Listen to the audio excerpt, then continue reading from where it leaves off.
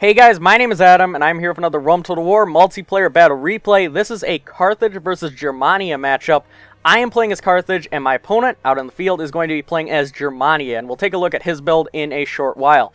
But first off, taking a look at my build, I have 6 sets of Sacred Band Pikemen at the front of my line, which is a really strong infantry component. But I'm not done there because I have 2 sets of pointy infantry following them up right behind. So I have gold upgrades on my Sacred Band Pikemen, and I have gold-silver upgrades on my pointy infantry. This actually takes a lot of money. This is 15k CWB, so I spent the majority of my money on the Sacred Band Pikemen and pointy infantry. The point being that I want to completely overwhelm my opponent. I'm going for a rush build, that's why I brought no missile units, and I'm going to try to overwhelm my opponent as quickly as possible.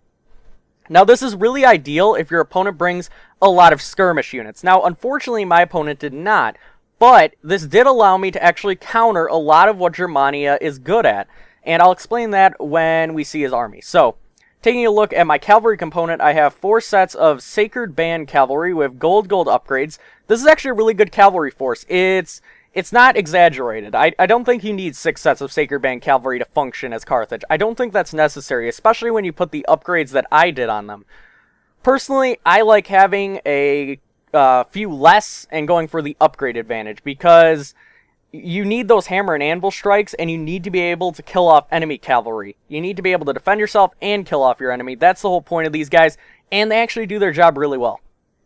Alright, so let's put this on play, and I'll talk a little bit about Germania. So, at its essence, Germania is a hand-to-hand combat specialist faction. That means that they need to get right up in my face, and they need to go hand-to-hand. That does not mean they need to rush right into my phalanx. That is what they don't want to do. They can't just run straight at me, because my phalanx will tear them apart. They will hold out for a short amount of time, but not long enough.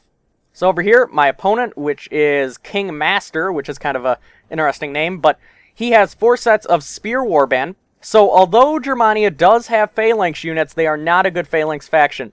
I actually don't like these guys. I don't like bringing phalanx units when the majority of your army is focused on hand-to-hand. That doesn't really make too much sense to me. However, my opponent was not rushing me here. I actually moved up on him. So it wasn't a horrible decision. I just think it could have been planned better. These guys will hold the line for a short amount of time. Don't get me wrong on that.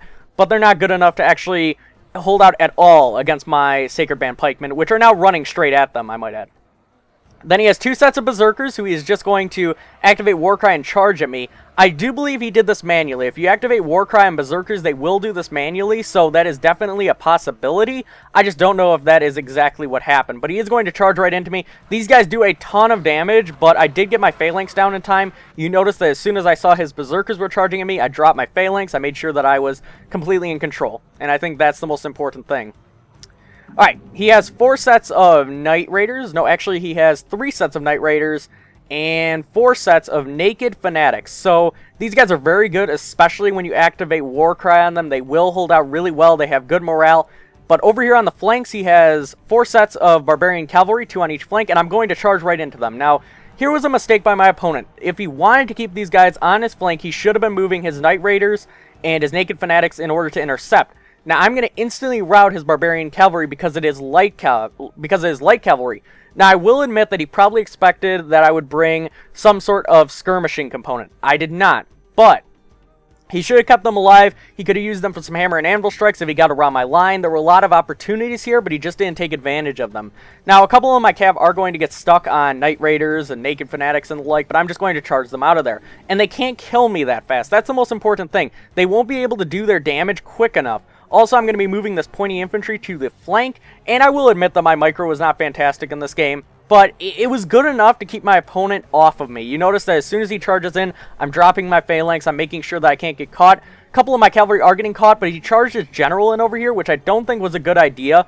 Luckily for him, he does have these Knight Raiders here to support, so I can't kill him off quite yet, but I'm going to retreat out of there and just make sure that he can't do too much damage.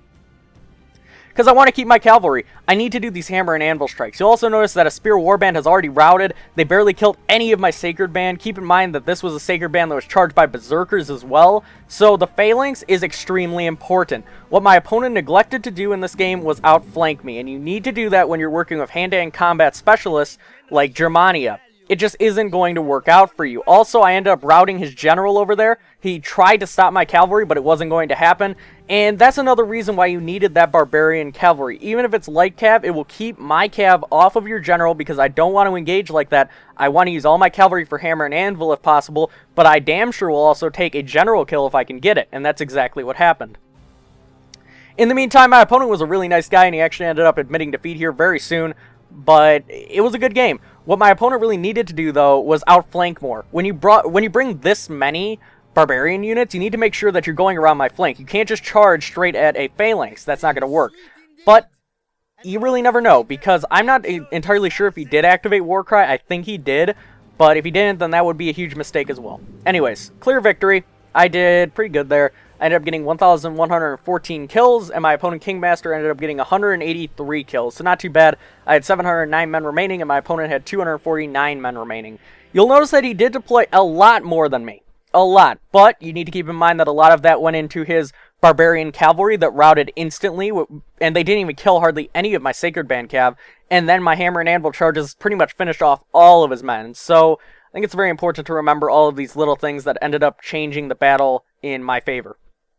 Anyways, let's take a look at the battle statistics, and it looks like my Sacred Band Cavalry right here got 246 kills. That's ridiculous. That is the majority of his army right there. That's like 1/6 of it or something like that.